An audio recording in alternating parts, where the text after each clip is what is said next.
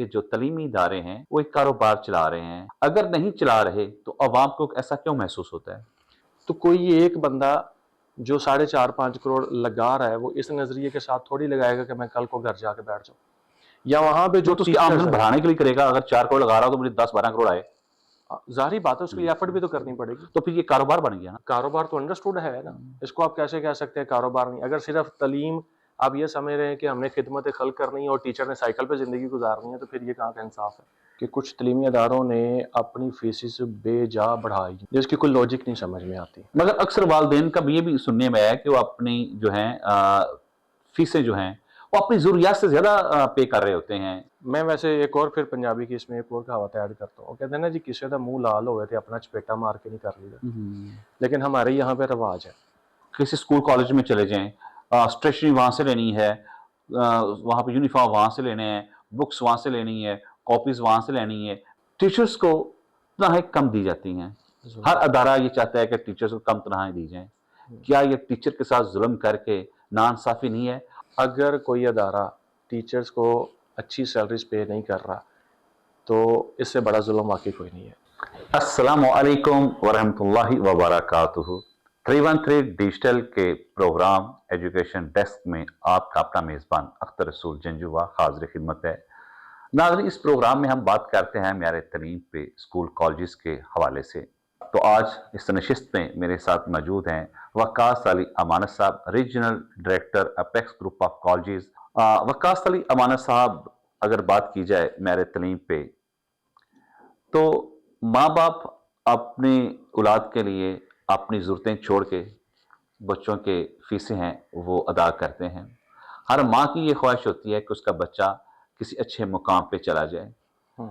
जबकि दूसरी तरफ देखा जाए तो ऐसे महसूस होता है कि जो तलीमी इदारे हैं वो एक कारोबार चला रहे हैं, अगर नहीं चला रहे तो अवाम को ऐसा क्यों महसूस होता है? तलीमी अदारे सारे तो इसको कारोबार नहीं समझते, लेकिन इसमें शक वाली बात भी कोई नहीं है कि कुछ तलीमी अदारों ने अपनी फीसेस बेजा बढ़ाई हैं, बेजा, जिसकी कोई लॉजिक नहीं समझ में आती। और और वो लोगों को इंट्रैप भी कर लेते हैं, जिसकी वजह से लोगों को फील होता है कि हम लोग जो फीसेस पे कर रहे हैं वो अदारे सिर्फ कारोबार की मद में हमसे ले रहे हैं, ना कि वो तलीम की मद में हमसे ले रहे हैं। या कि मेरे तलीम नहीं, फीस जो है वो बढ़ाई है। हाँ, वो फीस की वजह से उसको कारोबार कंसीडर करते हैं। तो बेजा फीसेस नहीं बढ़नी चाहिए, उस पर कंट्रोल होना चाहिए। मैं खुद इस चीज़ की फेवर में हूँ कि लोगों को, अगर प्राइवेट सेक्टर जो है, प्राइवेट सेक्टर का ये क्लेम है कि वो लोगों की खिदमत कर रहा है, क्योंकि गवर्नमेंट उस लेवल पे जाके ये फैसिलिटी नहीं दे सकती जिस लेवल पे प्राइवेट इंस्टीट्यूट्स प्रोवाइड करते हैं। उनकी बात ये ठीक है, लेकिन मेरा ये कहना है कि एक लिमिट होनी चाहिए, उस लिमिट से एक्सीड नहीं करना चाहिए। अगर फीसेस उससे ज़्यादा जाती हैं तो नो डाउट कि आज के हालात में पेरेंट्स के ऊपर बोझ है। नहीं, आमतौर पर ये भी फोबिया है कुछ पेरेंट्स में भी और अक्सर एजुकेशन इंस्टीट्यूट में भी, चाहे वो प्राइवेट हैं, कि जितनी फीस ज़्यादा होगी लोग उतना ज़्यादा इस तरफ रुझान होगा। हाँ, ये आपकी बात ठीक है। लोग, मैं समझता हूँ, मैं अक्सर कहता हूँ, लोग brand conscious plus price conscious भी हैं। हमारे लोगों को आप कोई भी चीज़ कहेंगे कि ये महंगी है, तो वो एक मकूला उन्होंने बनाया हुआ है पंजाबी की, जैसे कहावत है कि जी सस्ता रोवे बार बार ते महंगा रोवे इको बार। तो वो उस, मेरे ख्याल में, मकूले को ज़्यादा करते हैं, हालांकि ऐसा है नहीं। मगर अक्सर वालिदैन का भी ये भी सुनने में आया कि वो अपनी जो है फीसें जो हैं वो अपनी ज़रूरियात से ज़्यादा पे कर रहे होते हैं। मैं वैसे एक और फिर पंजाबी की इसमें एक और कहावत ऐड करता हूँ। वो कहते हैं ना जी, किसी का मुंह लाल हो गए थे अपना चपेटा मार के नहीं कर लिया। लेकिन हमारे यहाँ पे रिवाज है, ये ट्रेंड है कि उनको जो जिस साइड पे एक हवा चलती है, हमारे लोग कहते हैं शायद इसी चीज़ की तरफ हमें जाना चाहिए।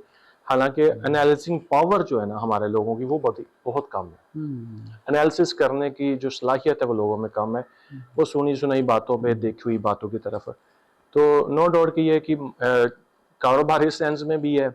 जैसे कोई अब अगर फूड की बात करें या किसी कपड़े के ब्रांड की बात करें, तो जिस तरह वो कमर्शियलाइज करते हैं, एजुकेशन सेक्टर में भी अपने आप को कमर्शियल। देखिए ना, किसी स्कूल कॉलेज में चले जाएं, स्टेशनरी वहाँ से लेनी है, वहाँ पे यूनिफॉर्म वहाँ से लेने हैं, बुक्स वहाँ से लेनी है, कॉपीज़ वहाँ से लेनी है, बैज वहाँ से लेने हैं, और कैप्स वहाँ से लेनी है, स्वेटर वहाँ से लेने हैं, हत्ता कि पेंसिल भी चाहिए बच्चे को तो वो भी वहाँ से लेनी है, पेन चाहिए वहाँ से लेना है।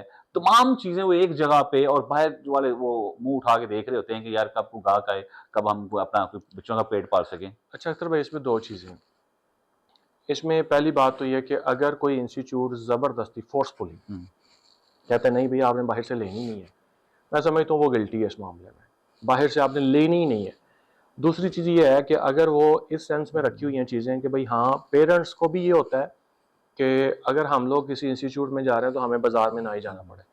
अगर पेरेंट्स की आसानी के लिए कोई चीज़ रखी हुई है तो वेल एंड गुड, अगर उसमें मार्जिन बाज़ार के करीब है, बिल्कुल मकबूल सा मार्जिन है, तो फिर तो वो फैसिलिटेट कर रहे हैं पेरेंट्स को। लेकिन अगर वो बाज़ार से कोई चीज़ 10 रुपए की है और आपके पास अगर वो 100 रुपए की है तो नो डाउट उसमें फिर प्रॉब्लम है। मगर इस हवाले से अब तो हुकूमत पंजाब ने, एजुकेशन डिपार्टमेंट ने वाज़ेह तौर पे एक पॉलिसी भी जारी कर दी है, नोटिफिकेशन भी जारी कर दी है कि कोई स्कूल फोर्स नहीं करेगा वो चीज़ें यहाँ से ले।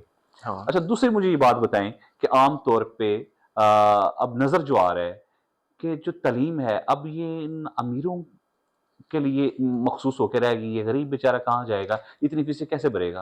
अच्छा, बहुत सारे प्राइवेट इंस्टीट्यूट जो है ना अख्तर भाई, वो गरीब के बच्चे को फैसिलिटेट कर रहे हैं।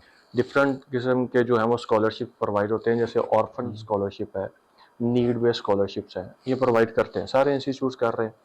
और हम ये अगर 100% कह देंगे सिर्फ अमीर का बच्चा है तो महंगे कॉलेज के अंदर तालीम हासिल करता है, महंगे स्कूल में, स्कूल्स का कोई ऐसा सिनेरियो हो सकता है। कॉलेजेस की बात करूँ तो ऐसा नहीं है, कॉलेजेस फैसिलिटेट कर रहे हैं। जैसे मतलब हम अपनी बात करें तो अल्हम्दुलिल्लाह हर साल हम लोग तकरीबन 30 से 35 लाख रुपया सिर्फ इसी के लिए सर्व करते हैं।